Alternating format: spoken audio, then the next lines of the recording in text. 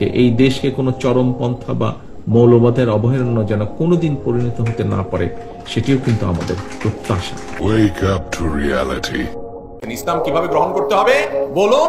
ইন্না সালাতি ওয়া নুসুকি ওয়া মাহইয়ায়া ওয়া মামাতি লিল্লাহি রাব্বিল আলামিন। আমার সব কিছু যদি আল্লাহর জন্য নিবেদন করি তাহলে সেটা হবে ইসলাম, সেটা হবে আত্মসমর্পণ। আর আত্মসমর্পণ তখন হবে যখন আপনার অর্থ, আপনার সম্পদ, আপনার আচার আচরণ, আপনার কায় কারবার, আপনার ব্যবসা বাণিজ্য, আপনার চাকরি বাকরি, আপনার উঠা বসা, আপনার কাউকে ভালোবাসা, কাউকে শত্রুতা করা, এই সব কিছু হবে এই কোরআনের আলোকে এবং হাদিসের আলোকে। এই পরিপূর্ণ দাখিল হওয়া ছাড়া মুসলমান হওয়া যাবে।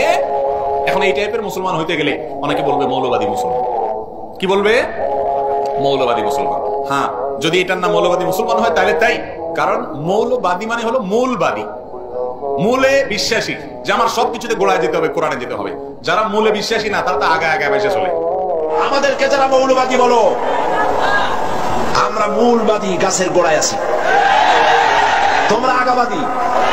আমরা যদি মূলবাদী হই, তোমরা কি? তোমরা আগাবাদী, আগায় বসে থাকো, বেশি বান্দরামি করবা না।